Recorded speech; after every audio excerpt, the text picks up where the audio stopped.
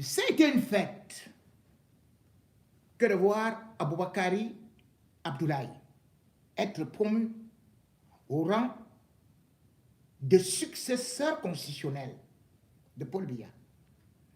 Ça ressemble à la réconciliation d'un mariage qui était en train d'être dissous par Issa Chiroma, qui a véritablement divisé le septentrion et qui affaiblit le RDPC. Paul Biya tente donc de reprendre la main avec ce monsieur qui est le lamido du Rebouba.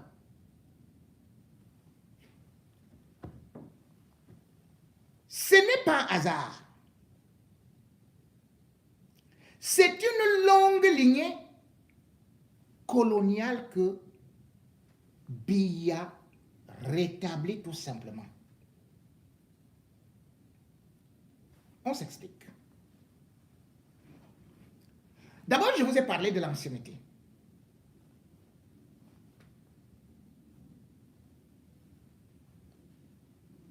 Il est dans les circuits de l'administration depuis fort longtemps et il n'a occupé que des postes stratégiques.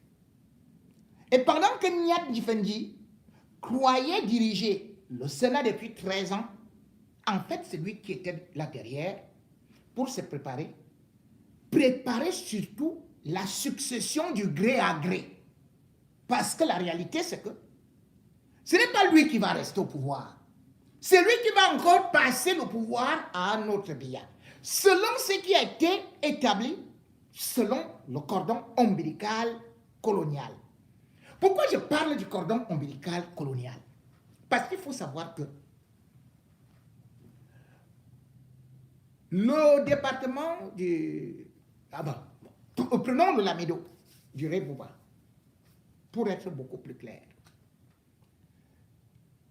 a joué un rôle hyper important dans l'esclavage et la soumission des Camerounais.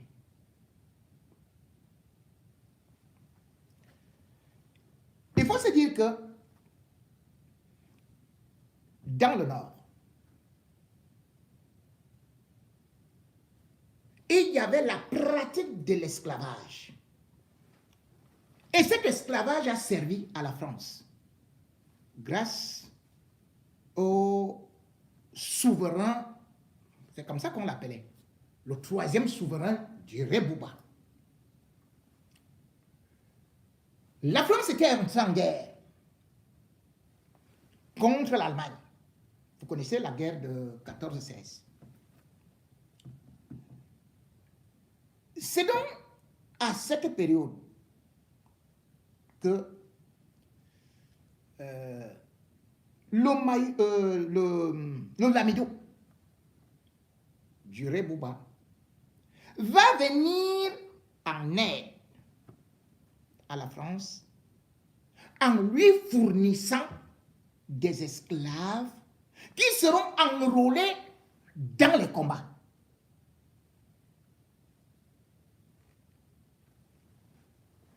Ces esclaves, parce qu'il y avait l'esclave beaucoup au nord du Cameroun et machin et tout. Donc, la France s'est entendue avec le gars le lamido du Rebouba. Il lui a dit, mais tu nous donnes ceci.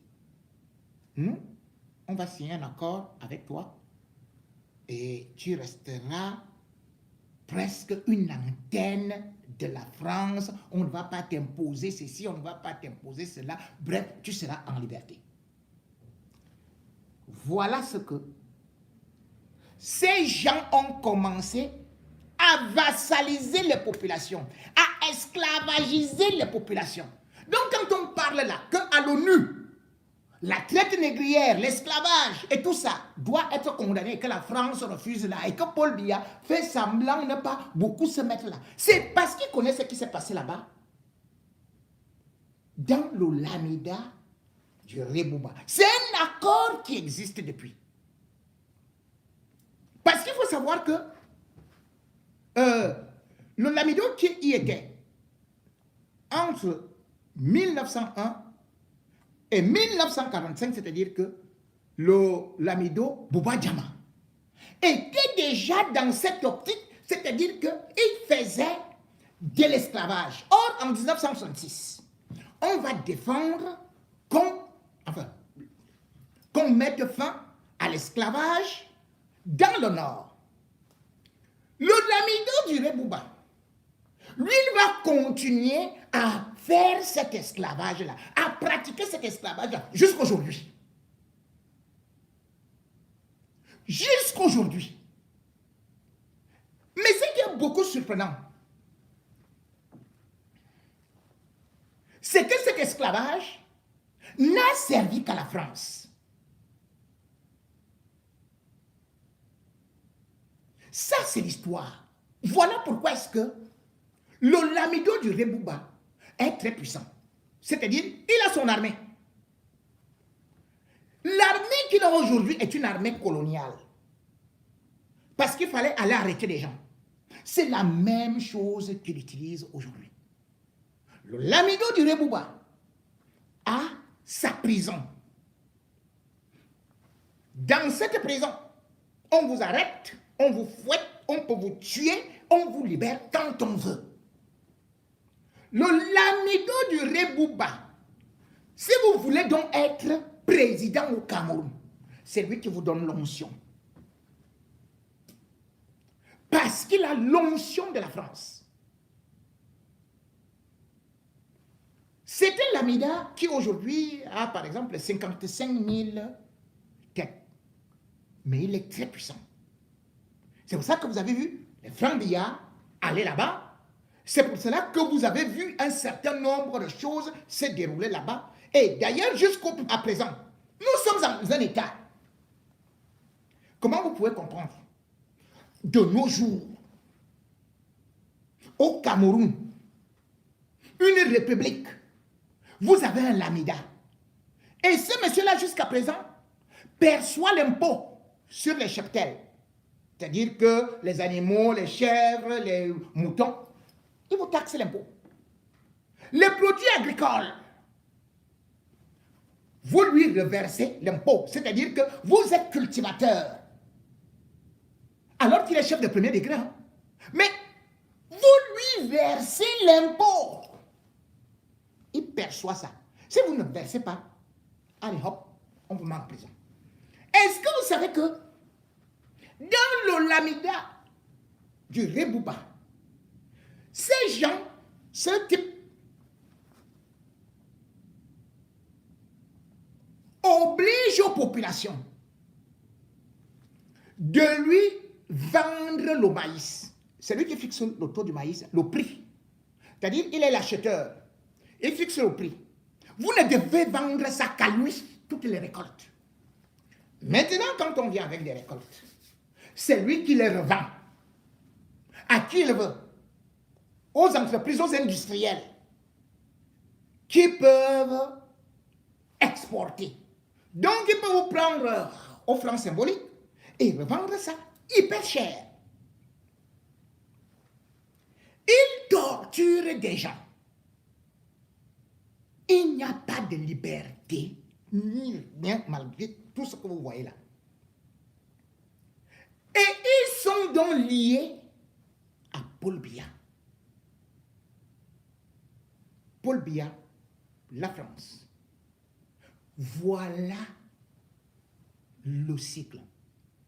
Parce que le Lamida du Rebouba, ça a été construit, je crois, entre 1805 et 1808. Donc c'est un ancien Lamida.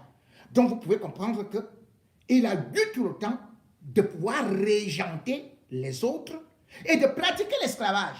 Sauf que, comme je vous disais la dernière fois, que Paul Biya était un esclavagiste. Vous avez vu, le monde entier, et d'ailleurs la dernière résolution, vous dit que non, stop à l'esclavage.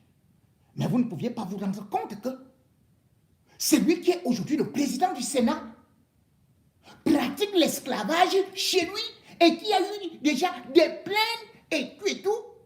Mais ce qui est est terrible, c'est que l'UNESCO, en 2006, par le truchement de Paul Biya, a inscrit dans son agenda le Lamida du Rebouba comme un patrimoine de l'UNESCO. Et le 2 février 2018, année électorale, l'UNESCO qui condamne l'esclavage et qui connaît tous les rapports qui viennent du Rebouba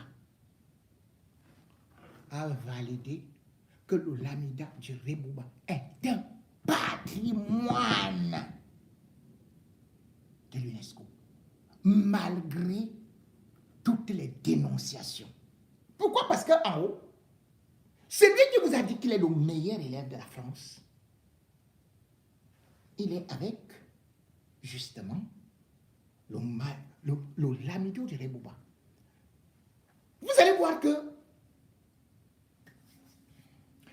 les rares endroits où Paul Biya est parti, c'était où? C'est-à-dire en visite de courtoisie. Et parfois dans des moments difficiles. C'était en 97. Chez le Lamido du Rebouba. Il avait atterri là-bas avec l'hélicoptère. Je crois d'ailleurs que je vais vous chercher ça. Ce Lamido, c'était le père de celui-ci, Amadou Abdoulaye. On l'appelait Baba. Il est allé là-bas et bien évidemment, on fait des rituels, on fait ceci et cela. Vous vous rendez compte? Ce type-là, qui lui-même, je crois qu'il était, je ne sais pas où instituteur, je ne sais plus ce qu'il était. Il n'était pas grand-chose. Mais il était d'une puissance pas possible. Alors qu'il y a le multipartisme au Cameroun, à l'époque, l'UNDP, quand on croyait encore que Belouba était un vrai opposant, avait rappelé les 3 voix de la députation dans le Rebouba. Vous savez ce qu'il avait fait? Il avait envoyé son armée, on les appelle de Dougari ou Dougourou, je vais chercher exactement le nom, d'aller attraper ces gens-là. Et ils avaient des maquettes, et des gourdins, et des fusils. Il y a même eu des morts d'hommes. Jusqu'à ce que Nana, comment on l'appelait, Koulania, il était député de l'UNDP. Il est allé en prison. Ce n'est qu'en 2000 qu'il était sorti. Parce qu'il bénéficie de ce que l'on appelle une immunité totale. Il fait tout ce qu'il veut là-bas. Donc quand on dit là que les nordistes et machin et tout, on fait ceci, sont avec Paul Biya et tout, c'est qu'il utilise ce type-là pour soumettre les imams, les autres lamidos. Donc c'est un esclavagiste qui a été nommé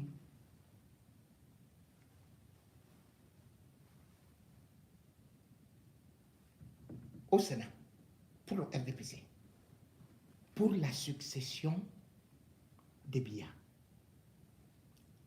Je vais vous présenter les images. Quand la dernière fois Paul Biya était là-bas, en 97, et d'ailleurs vous avez aussi vu Franck Biya lui-même aller là-bas.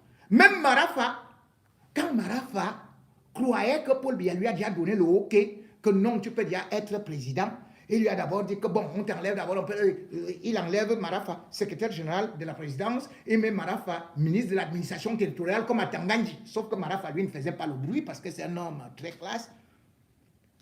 Marafa était allé là-bas. C'est là où on a dit que, oh, ça y est, c'est vraiment le successeur de Paul Biya. Sauf que Paul Biya avait dit au Lamido, ce n'est pas mon successeur. Et c'est comme ça que Marafa est tombé. Donc, ce que vous êtes en train de voir actuellement entre dans le plan que cet esclavagiste va juste conduire la transition avec les francs billard ou les ngongos parce qu'ils jouent dans les deux camps à la fois. Et je vous ai dit, ne croyez pas que c'est un blanc-bec. Il a travaillé sur son père.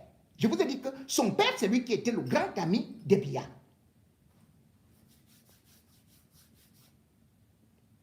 Grand ami de Biya. Il avait fait des rituels de Biya. Et je peux vous dire que le père de son père, quand Aïdjou était allé avec lui là-bas, tu dois t'asseoir sur le tapis. Mais il avait dit que Biya ne s'asseye pas sur le tapis, mais plutôt sur la chaise. C'est-à-dire, il avait validé, il a dit à Aïdjou, oui, il est président. C'est là-bas. Donc, surveillez ce qui se passe là-bas. Ne blaguez pas avec ça. Et regardez comment il est arrivé avec lui. Les gens ne voyaient pas. Ce gars-là, il est administrateur civil. Quand Biya arrive là-bas, bien évidemment, il était déjà, je crois, secrétaire d'État à l'agriculture, mais il avait déjà roulé la bourse. Il était son premier poste à la présidence de la République. Vous croyez qu'il est arrivé là-bas comment? C'est parce que son père, et Biya était comme ça, et Biya lui a dit que je le prends. Personne ne va le voir. Les Ngongo faisaient le bruit là et tout. Lui, il était en cachette. Il était encore beaucoup plus jeune. D'ailleurs, je vais vous donner quelques postes qu'il a occupés, que les gens ne savent pas. Avant qu'il ne soit, parce qu'il a été, les gens ont vu qu'il a juste été vice-président du Sénat. D'ailleurs, vice-président du Sénat parce qu'il est nommé par Biya. Hein. Il est nommé sénateur par Biya. Il n'est pas élu, mais il est nommé. J'ai pris un peu sa biographie, que les gens ne regardent pas beaucoup.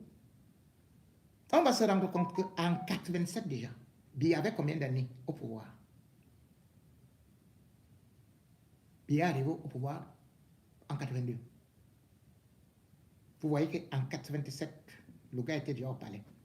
De 87 en 91, Biya l'avait déjà nommé au service du fichier et des archives à la direction du courrier présidentiel. Ce n'est pas n'importe qui peut aller là-bas. Courrier présidentiel, archives. Regardez que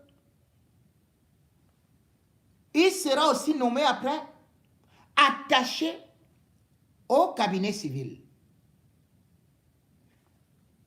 Il sera chargé d'études juridiques, structurant du pays. Vous entendez, non? Études juridiques, c'est-à-dire le gars, on le forme, hein? Secrétaire d'État. Il devient chargé d'études à la direction des affaires législatives et réglementaires pour l'élaboration des textes juridiques structurants du Cameroun. Il devient secrétaire d'État à l'agriculture, pas n'importe quoi, pour piloter exclusivement le développement rural des territoires urbains et ruraux. C'est-à-dire que ce que les Quechua Cortés et consorts font aujourd'hui, lui, il était en cachette, mais c'est lui qui pilotait ça.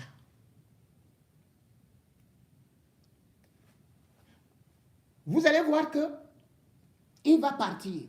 Là, on était. Là, il y avait l'argent de toutes les mairies. Au fait comme. Donc, on l'a mis en prison là. Lui, il était là comme espion. Hein. Il envoyait les informations à Biya, alors qu'on donnait l'argent à la maman de Chantal Biya. Aboubakari Abdoulaye, il était là, comme espion de Biya. Et il disait que non, on devient très célèbre. Je crois qu'il a les ambitions présidentielles parce qu'il est trop généreux, il est ceci et cela. On dit, ok, on va finir avec lui. À cette époque, il était adjoint chef de service administratif et financier au FECOM. Je vous rappelle que le chef de service et tous ceux qui étaient là, dans la direction financière, eux tous ils sont allés en prison, hein, sauf lui. Puis, président du conseil d'administration de l'Institut international de l'ingénierie de l'État.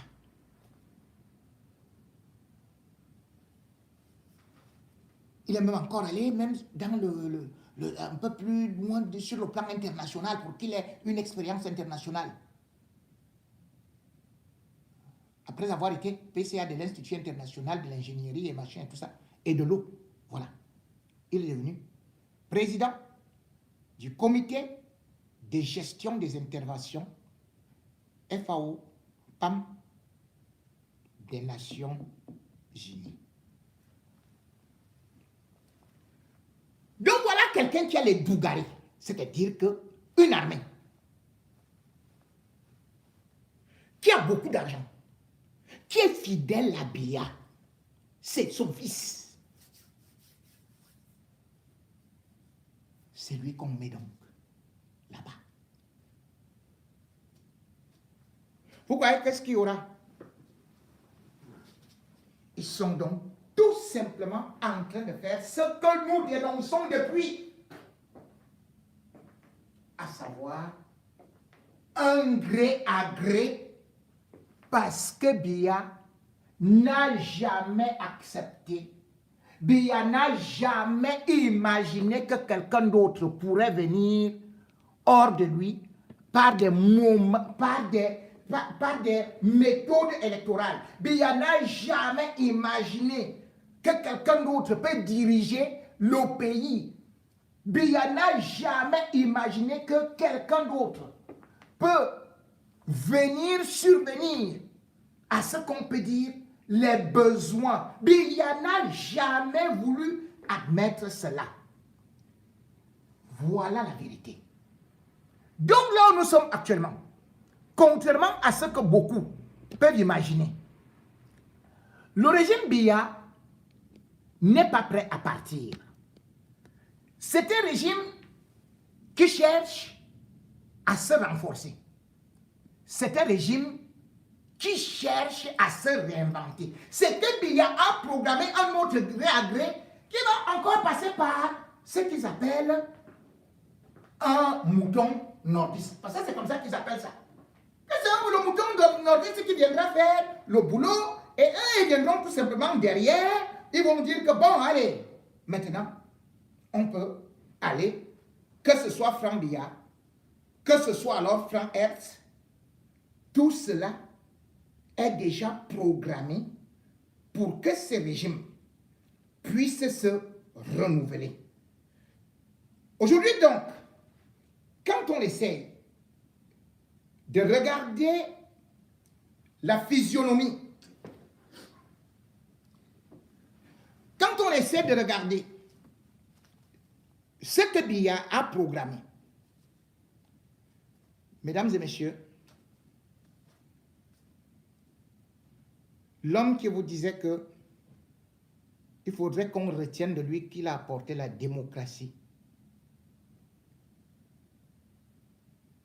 est loin d'abdiquer. Celui qui est là ne va jouer que la transition. Celui qui est là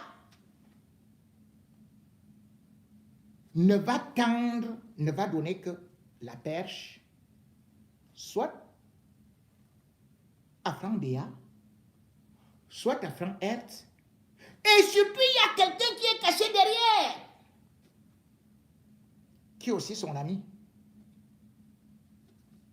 qui est Ferdinand Ngongo. Mesdames et messieurs, Biya est un vieux roublard. Je voudrais vous montrer peut-être une image pour que vous compreniez, même en 97, que là-bas, lui, il était déjà là. Chez le Mayo, chez le Lamido du Rebouba. Vous allez voir. Vous voyez? Le voilà. Nous sommes là en 97 déjà.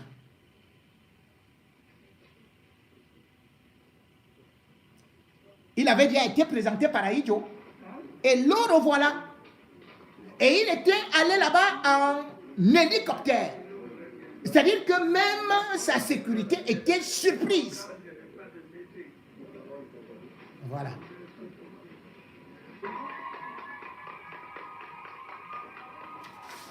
Une seconde. Regardez là. Voilà. Donc quand vous voyez le franc billard arriver là-bas, vous voyez Ngongo, il va faire un tour là-bas. Non, non, non, c'est pas des... Les gars là, ils ne me blaguent pas. Ils ne sont pas en train de blaguer.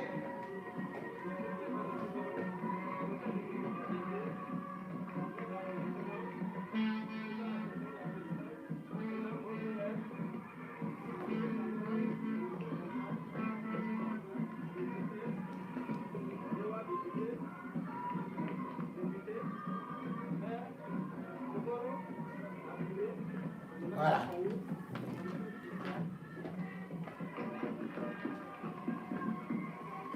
Le son est bas.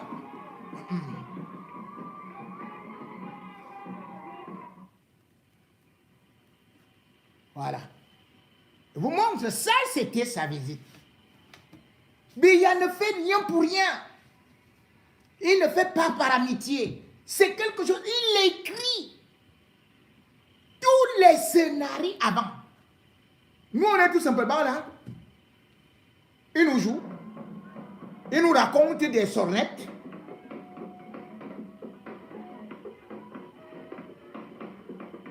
Parce que dans le Mayoré, c'est là où le pouvoir passe. Avec la France. Tant que tu es en accord là-bas, il n'y a pas de souci.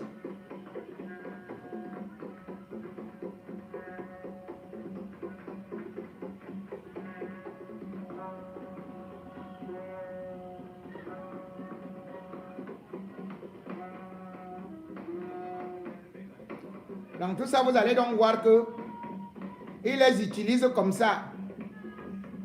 Il profite donc de quoi?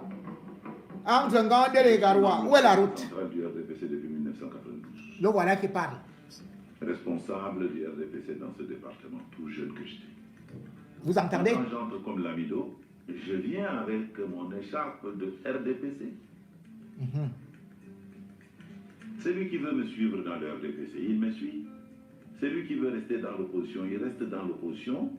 Je ne vais pas influencer son choix politique. N'importe quoi. C'est pas parce qu'il est dans l'opposition que je vais utiliser les forces de chef de l'Amida pour l'écraser.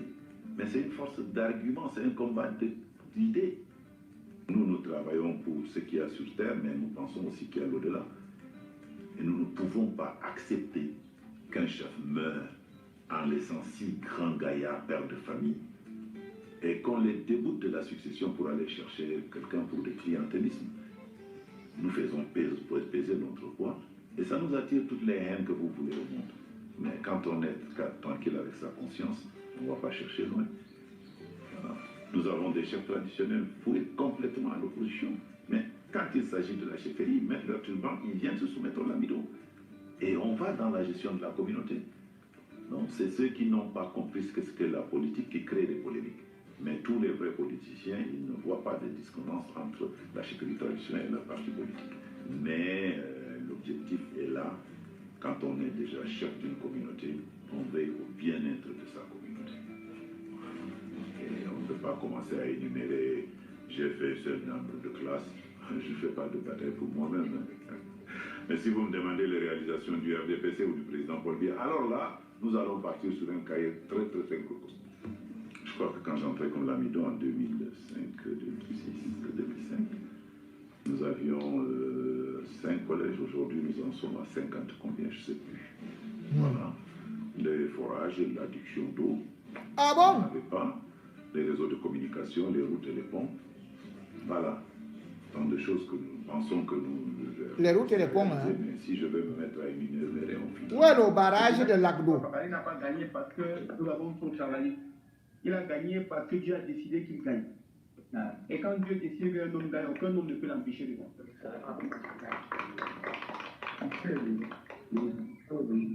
C'est pour donc barrer la route à... Lui-même ne savait pas qu'il pouvait gagner. Lui-même ne savait pas à Issa Chiroma. les gens comme il a fait. Lui-même ne savait pas qu'à l'issue de ça, ses frères du Nord, ceux qui comptaient pourraient le trahir, il fallait qu'ils l'ont trahi. Allez dire que moi, j'ai dit que les frères du Nord de Issa Chiroma, les Lamido, les grands imams et tous les grands dignitaires élites du Nord l'ont trahi. C'est vrai. Voilà. C'est eux qui ont fait qu'ils soient obligés de partir en exil. C'est vrai, c'est vrai. C'est ça la vérité. Et ils l'ont trahi parce qu'ils n'aiment pas le pays. Ils se sont contentés de leur apporteur, de leur avantage qu'on leur a donné, de quelques argent qu'on leur a donné pour quelques miettes. Et ils ont vendu le pays. C'est pour ça qu'ils répondront devant l'histoire et devant la... C'était la succession. Mais c'était du brouhaha encore. On était encore là dans les affaires informelles. Maintenant, ça se structure. On a vu. Souleyladi, il est né Souleyladi. Donc vous voyez que Paul Biya utilise les nordistes, les lamidos pour la succession. Le lamido de Rebouba. Au peuple camerounais, le jour de l'accession de son père, il est allé d'abord, je crois, à Foumbal. Ensuite, il est allé voir celui qui est actuellement le président du Sénat, dans l'extrême nord. Dans le nord, pardon, à Rebouba. Vous voyez? Donc, nous sommes là dans les faits. Donc, le président aujourd'hui, à travers les actes qu'il a déposés, est en train d'ordonner la succession. Parce que c'est le début. Sous réserve que la constitution que Elimbe nous attend arrive pour qu'il ait tous les éléments, lui, nous disons déjà qu'il a déjà commencé à ordonner le brouhaha de la succession. Si cela est dit, je peux poursuivre en disant ceci. Moi, je crois, et là, je m'adresse aux jeunes, c'est ma tasse de thé. Parce que l'élément le plus, la décision la plus importante au moment du crépuscule de ce régime, c'est le Sénat. C'est le Sénat. Vous avez C'est le Sénat. Ne regardez pas seulement la tête du Sénat. Parce que quand tu parles du Sénat, c'est qu'en cas de vacances, généralement, c'est le président du Sénat qui assure l'intérim. Il ne faut pas regarder seulement le président. Qui est monté comme vice-présidente? Première vice-présidente. Une originaire de l'Est. Quelle est la fonction qu'elle occupe avant? Dans le bureau du Sénat. Elle était secrétaire du bureau. Oui. On l'a propulsée comme première vice-présidente. Et elle appartient à quel clan? Le clan est connu. C'est le clan des hautes instructions. Mais il faut le dire. Ça veut dire que quand la vacance va arriver, il n'est pas exclu que dès que la vacance va arriver, on peut empêcher. Si la vacance arrive. Forcément, ça va Dans les écoles. Dès que la vacance forcément, ça arrivera. Il n'y a nul n'est éternel sur terre. Voilà, il faut que ce soit clair. Dès que ça va arriver. Dès que ça va arriver, c'est déjà arrivé. Vous voyez donc que le lamido, qui doit jouer le gré à gré, lui-même, il joue dans au moins 3 camps. Disons, le camp de Biya. Donc, Chantal, Ngong, bon, voilà. Le camp de Biya, c'est Biya qui le positionne. Biya l'a positionné depuis.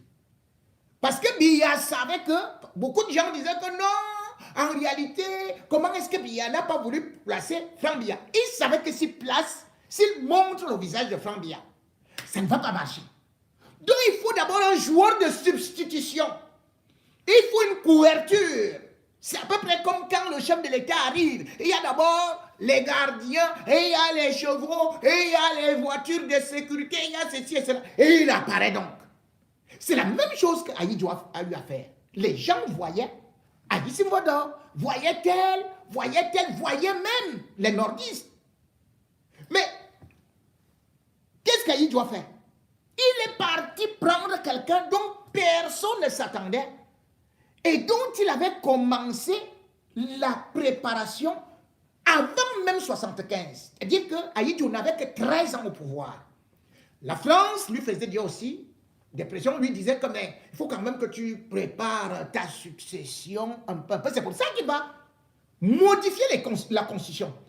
Ce qui est en train d'arriver là, la modification de la constitution qu'on vous parle là, avec l'introduction soit des vice-présidents, c'est exactement de la même façon que la France avait manœuvré avec Aïdjo. Mais sauf qu'aujourd'hui, bien évidemment, c'est presque le même scénario que Biya a un fils.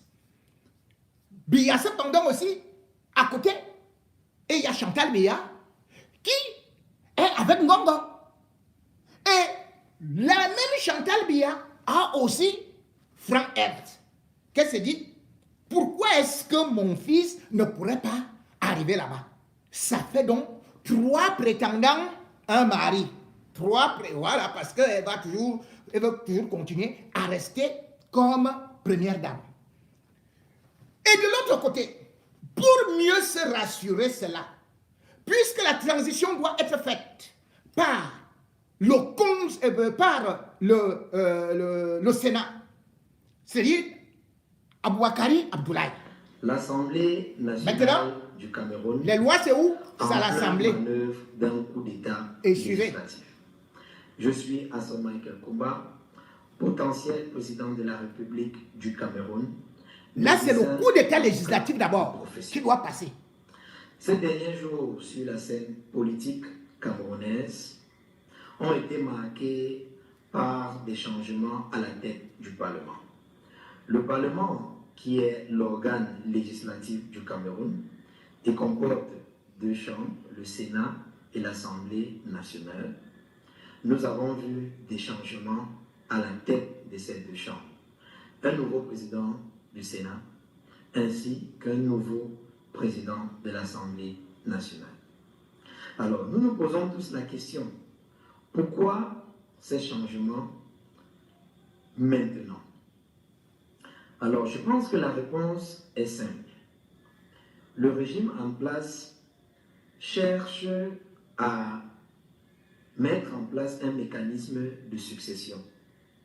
Un mécanisme de succession, que ce soit législatif ou exécutif. Nous savons que notre président de la République, le président, son Excellence Paul Biya, est âgé de 93 ans, ayant déjà fait 43 ans au pouvoir. Nous pensons que c'est assez énorme pour un homme de son état et que certainement il est presque impossible pour lui, vu son état, de diriger un pays comme le Cameroun. Alors nous voulons tout simplement dire que à son âge, il devrait déjà abandonner le pouvoir et céder le pouvoir. Sauf que il ne l'a pas permis à travers les élections, parce que nous pensons qu'en 2025, il pouvait ne pas déposer sa candidature et laisser les autres concourir à la présidence. Mais je pense que par certains moyens, par certains individus qui veulent conserver le pouvoir, il a été forcé de participer à cette élection présidentielle, dont il est sorti vainqueur. Mais certainement avec un pourcentage qui était très médiocre comparé aux autres années. Alors, nous constatons tout simplement que aujourd'hui, le Parlement veut d'une manière à l'autre conserver le pouvoir par la création d'un vice-président, chose que nous avons entendue dans les rumeurs. Mais nous pensons qu'il n'y a jamais de fumée sans feu. Alors, tout récemment, il y a quelques jours, l'Assemblée nationale avait publié un communiqué qui parlait des travaux qui devaient avoir lieu hier le 22 ainsi qu'aujourd'hui, lundi le 23. Alors, les travaux devaient être organisés par les commissions des lois constitutionnelles. Alors, ceci voudrait tout simplement dire qu'il y a un projet pour un amendement de la Constitution. Alors, pourquoi un amendement de la Constitution? Nous savons toutefois que les amendements de la Constitution sont prévus par les articles 163 et 64 de la Constitution du Cameroun, qui peut être initié soit par le président de la République, soit par l'Assemblée nationale. Alors, dans son article 64, il est précisé qu'aucun amendement de la Constitution devrait toucher à la forme de l'État, au principe de l'unité, au principe de territorialité, ainsi qu'au principe démocratique. Alors, si aujourd'hui on veut créer le poste d'un vice-président, automatiquement cela aura un impact ou cela va violer les principes démocratiques. Parce que ceci voudrait que le vice-président continue avec le mandat du président élu jusqu'à 2032. Alors que nous savons toutefois que le président est déjà très fatigué de mener ses activités en tant que président de la République. Alors, nous constatons tout simplement que s'il y a création du poste de vice-président, c'est une manœuvre anticonstitutionnelle pour conserver le pouvoir dans un clan ou par le régime dirigé par le RDPC. Et cela, nous ne pouvons pas accepter. Et c'est la raison pour laquelle nous sommes en train de parler d'un coup d'État législatif. Un coup d'État législatif est tout simplement des actions anticonstitutionnelles, des réformes constitutionnelles menées pour conserver le pouvoir. Comparé à un push au coup d'État militaire, le coup d'État législatif vise à utiliser des moyens juridiques pour conserver le pouvoir. Et c'est ce que nous sommes en train de voir aujourd'hui avec tout ce qui se passe dans l'Assemblée nationale avec cette commission des lois constitutionnelles. Alors, nous voulons dire, en tant que société civile, en tant que peuple camerounais, que nous disons non à toute manœuvre qui vise à amender la Constitution pour conserver le pouvoir. Si le président de la République est incapable de mener ses obligations en tant que président de la République, vacance doit être soulevée par l'Assemblée nationale. Et ceci est prévu par notre Constitution. Et après cela, que les élections soient organisées par le président du Sénat dans les délais de 20 à 120 jours. Alors, nous n'allons pas accepter ce poste de vice-président, nous n'allons pas accepter la vice-présidence parce que déjà cela entrave au principe démocratique. Et toute réforme qui visera à la création de la vice-présidence est tout simplement anticonstitutionnel. Et cela serait nul et non effet. Alors, nous voulons attirer l'attention du président de l'Assemblée nationale qui vient d'être élu, qu'il doit savoir que le peuple camerounais n'est pas stupide et qu'il représente le peuple camerounais et non un individu. Alors, le peuple qui est souverain selon l'article 2 de notre Constitution a l'œil visé sur lui.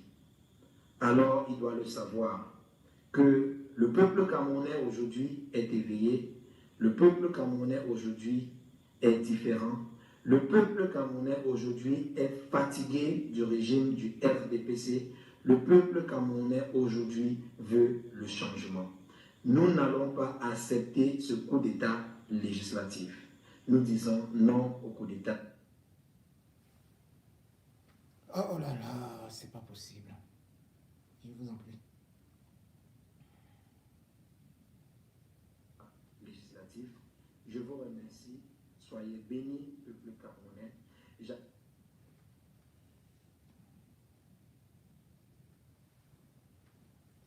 Bon.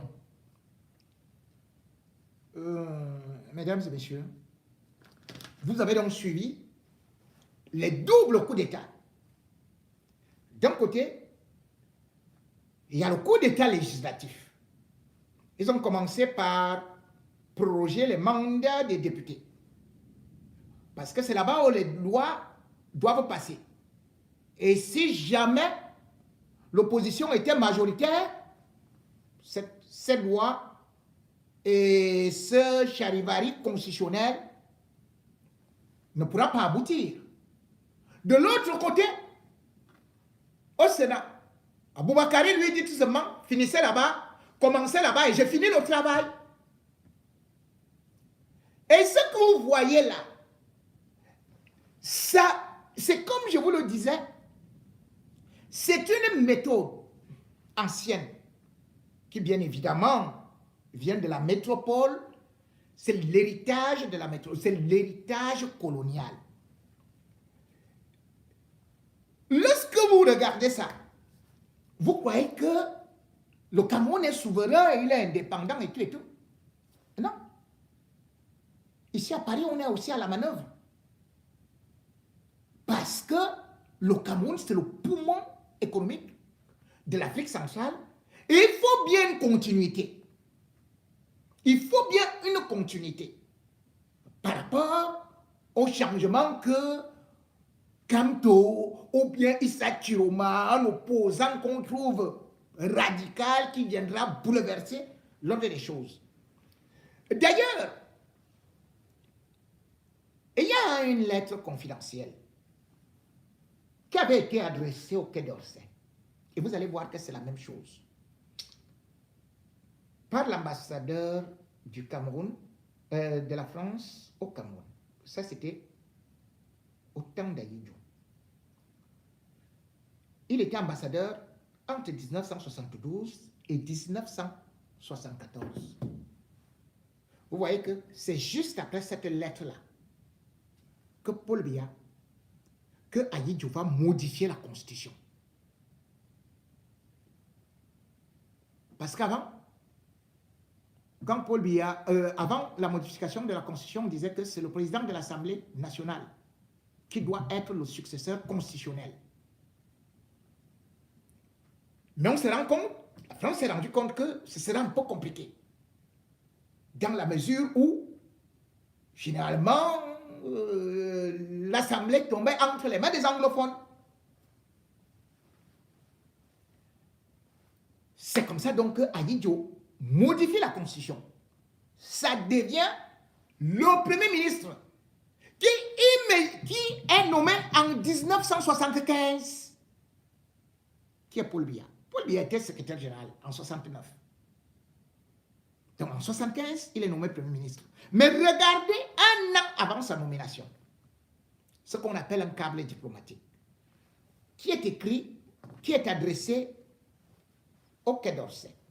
Il est signé Jacques Dupuis, ambassadeur de France au Cameroun, qu'on avait envoyé en mission. Il écrit ceci. Amadou Ayidjo préside depuis 13 ans aux destinées de son pays. Son autorité est complète. Il décide de tout, même des questions qui peuvent paraître mineures. On peut dire que le Cameroun, c'est le président Ayidjo. Le vide que créerait sa disparition serait grand. La Constitution prévoit, au chapitre des dispositions transitoires, dans son article 38, que le président de la République fédérale du Cameroun est jusqu'au terme de son mandat actuel président de la République unie du Cameroun. Réélu triomphalement le 28 mars 1970, réinvesti en conséquence le 6 mai 1970, M. Ayidjo est donc en fonction jusqu'au 5 mai 1975, date d'expiration de son mandat de 5 ans. Article 5, alinéa 1. Dans le cas où le problème de sa succession serait posé, l'ancienne constitution prévoyait que c'était le vice-président qui, jusqu'aux élections, exerçait automatiquement les fonctions de chef de l'État, dont il y avait déjà le vice-président. La nouvelle, qui ne comporte pas de poste de vice-président, traite de cette question dans son alinéa 7. C'est ainsi que, si l'empêchement est seulement temporaire, le président de la République peut désigner un des membres du gouvernement pour exercer ses fonctions dans le cadre d'une délégation de pouvoir. Vous comprenez d'où vient le mot délégation de pouvoir. Alinéa 2. Cette disposition semble viser soit une longue absence à l'étranger, soit une incapacité temporaire. L'alinéa 3 prévoit qu'en cas de vacances consécutives à un décès, ou à une incapacité physique permanente constatée par la Cour suprême, les pouvoirs du président de la République sont exercés de plein droit par le président de l'Assemblée nationale jusqu'à l'élection du nouveau président, qui, selon le même article, doit se tenir 20 jours au moins et 30 jours au plus après l'ouverture de la vacance. Fermez les guillemets. Si le chef de l'État peut, entre parenthèses, article 11, alinéa 2, lorsque les circonstances l'exigent, proclamer l'état d'urgence, ou l'alinéa 2, en cas de péril grave, manquement à l'intégrité du territoire de la vie, l'indépendance ou les institutions de la nation, proclamer l'état d'exception, rien n'indique que de pareils pouvoirs soient automatiquement transférés au président intérimaire. Ainsi, au cas où la disparition brutale du chef de l'État serait suivie de troubles graves, et il n'est pas certain que son successeur immédiat puisse décréter l'état d'urgence ou l'état d'exception. Au terme de l'alinéa 4 de l'article 7, il est d'ailleurs précisé que le président de la République, par intérim, ne peut modifier ni la Constitution, ni la composition du gouvernement. Aussi plane-t-il une certaine incertitude sur les pouvoirs de celui qui, ex abrupto, serait chargé de la direction de l'État à un moment où, justement, on peut penser que s'ouvrirait une période de crise pour le pays. Le rôle du président intérimaire paraît devoir se limiter à veiller à la bonne organisation des élections présidentielles. Ce n'est que dans les premiers mois de l'année prochaine qu'auront lieu les élections des membres de l'Assemblée nationale. Pour le moment, l'Assemblée fédérale étant dissoute, seul demeure en fonction son bureau présidé par M. Marigot Mboua. Personnage effacé et sans grande autorité, sauf dans l'Est, sa région d'origine. On se demande à Yaoundé si, compte tenu de l'importance que revêtira du fait de la Constitution le poste de président de l'Assemblée nationale, le chef de l'État ne souhaitera pas désigner M. Tandem Mouna, anglophone, ancien vice-président de la République, qui occupe actuellement les fonctions de ministre d'État. M. Mouna figure d'ailleurs en tête de la hiérarchie ministérielle actuelle, mais sans attribution précise. Une telle solution aurait l'avantage d'établir en quelque sorte l'équation actuellement rompue au profit des francophones. Vous voyez pourquoi est-ce qu'on me parle qu'un anglophone pourrait... Voilà. C'est l'ancien schéma qui revient là. Vous voyez, nous sommes là en 1974. Hein? Ce sera en principe l'instance supérieure du parti, c'est-à-dire au bureau politique de l'UNC, de choisir un candidat à la succession. Le choix ne manquera pas d'être difficile. Des troubles pourraient bien se produire tant les sentiments ethniques et tribaux sont encore vifs au sein d'un pays où le sens de l'unité nationale est encore bien peu enraciné. Donc le tribalisme qu'on dit là, que c'est Kamto qui est venu avec, que c'est les Bamileke et tout, voilà ça qui est écrit ici. Continuons. Aussi semble-t-il quelque peu aventuré d'avancer des noms de possibles, entre guillemets. Certains auxquels on avait pu songer il y a quelques années semblent aujourd'hui devoir être écartés. C'est le cas de M.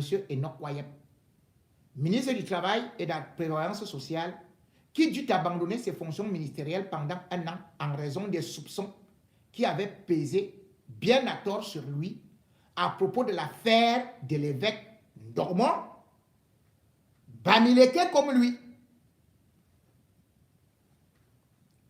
Vous voyez pourquoi est-ce qu'on vous a toujours dit qu'un Bamileke au pouvoir, jamais. C'est ce qu'ils disent, hein? C'est pas moi. Vous voyez? Et il en est de même du docteur Simon-Pierre Tchungui. Les gens qui vous parlent de Betty là, voilà donc un Betty. Quand on vous dit souvent que Biya a tué les Betty, et maintenant on mélange un truc, quand Betty est machin, tout. Personnalité Fallot, ancien premier ministre du Cameroun oriental, qui depuis la réunification a disparu pratiquement de la scène politique. À moins que le chef de l'État ne le tienne en réserve pour quelques postes honorifiques à pourvoir.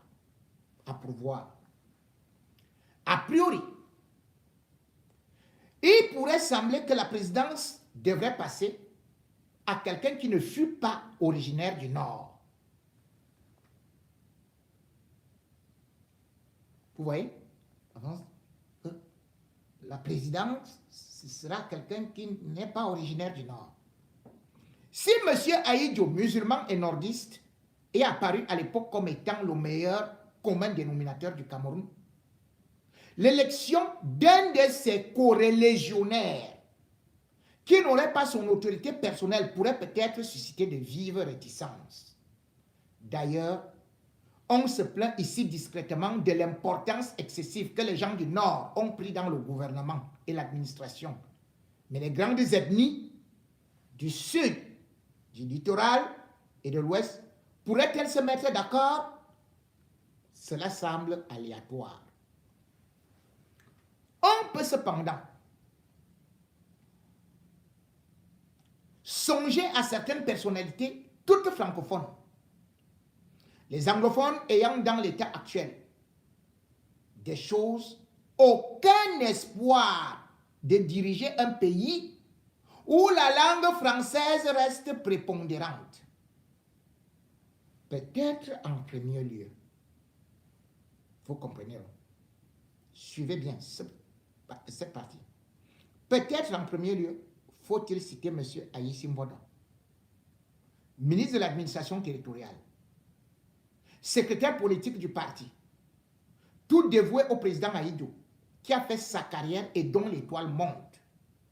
Donc vous voyez pourquoi est-ce qu'on dit que c'est Aïssi Mbodo qui logiquement devait venir là. Et qui avait d'ailleurs giflé Biya. Plus vraisemblablement songerait-on, suivez bien, à M. Paul Biya, l'actuel ministre d'État, secrétaire général à la présidence, vous voyez, était encore secrétaire d'État à la présidence, avant qu'il ne soit nommé premier ministre. L'actuel ministre d'État, secrétaire général à la présidence, bras droit du président. M. Biya est un personnage efficace, quoique volontairement effacé. Mais sa capacité et ses qualités de discrétion et de modération pourraient lui valoir d'être pris en considération. D'autant qu'en raison de son âge, il pourrait faire la transition entre les anciens au pouvoir depuis 1960 et les jeunes qui aspirent à les supplanter. Vous comprenez pourquoi est-ce que il fait maintenant semblant de venir avec des jeunes que vous voyez là, Aboubakari. Dans le cas où la faveur de trouble, le désordre s'installerait dans le pays, on pourrait penser au colonel.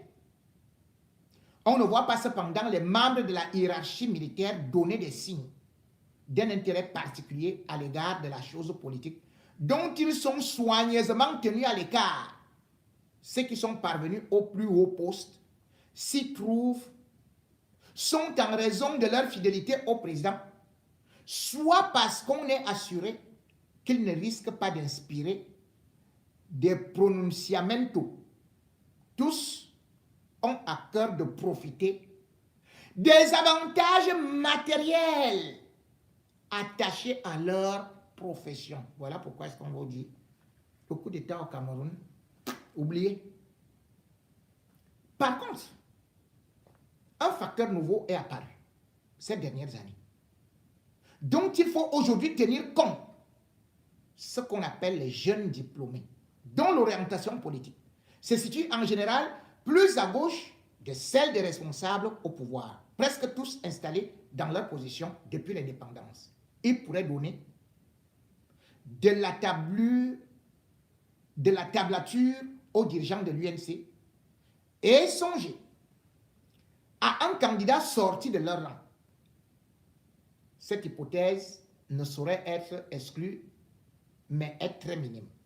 Si jamais elle venait à se réaliser, nous nous trouverions alors en face d'un interlocuteur dont les sentiments à notre égard seraient beaucoup plus réservés que ceux de l'actuel chef de l'État. Les jeunes diplômés écarteraient sans doute brutalement les anciens jugés trop proches de nous, Français. Continuons. Le président est trop conscient du problème que pose sa succession pour n'y avoir pas songé. S'il manifeste parfois en privé une certaine lassitude du pouvoir, c'est beaucoup plus de sa part une attitude que la marque d'une intention de se retirer. Cette dernière ne saurait être retenue que comme une hypothèse d'école. Dans ce cas d'ailleurs, il pourrait préparer la succession en désignant suffisamment à l'avance un dauphin. En fait, dans le cas où par accident, Monsieur Amadou Ahidjo viendrait à disparaître soudainement de la scène camerounaise, nul ne sait ce qu'il adviendrait. Le bureau politique de l'UNC arriverait-il à s'entendre? Assisterait-on à une résurgence des rivalités ethniques que seule l'autorité du chef de l'État a réussi jusqu'ici à tenir en lisière? Nul ne le sait. Peut-être ces préoccupations sont-elles inactuelles. Elles ne peuvent cependant être passées sous silence. Yaoundé, 17 novembre 1972, ambassadeur de France au Cameroun, Jacques Dupuis, qui adresse un câble diplomatique au Quai d'Orsay, ministre des Affaires étrangères, à la direction des affaires africaines et malgaches. C'est donc à la suite de ce câble que, mais tiens, Ahidjo peut disparaître. Il peut mourir. C'est d'ailleurs là on va lui dire qu'il est malade, parce qu'il perd un peu la mémoire, et lui-même il est lassé, il dit que, voilà. Donc les services secrets avaient déjà le bulletin de santé. Et actuellement, justement, en Suisse où Paul Biya se soigne, les câbles diplomatiques ont aussi envoyé l'alerte à la France, aux partenaires, que mais attention, il faut que Paul Biya fasse déjà forcément la transition. Voilà pourquoi d'ailleurs, ils n'ont pas félicité Paul Biya pour sa réélection. Parce qu'ils savent que c'est la transition. Donc, ce que vous voyez, au vice-président, vous voyez que tout était déjà prévu là. Premier ministre, machin, succession, tout ça, désignation. Des choses qui devaient passer, c'était donc passé calmement à l'Assemblée nationale. Il n'y avait pas de Sénat. Et c'est comme ça que Paul Biya est venu tout doucement. Il s'est installé, il a commencé, et quand il fallait,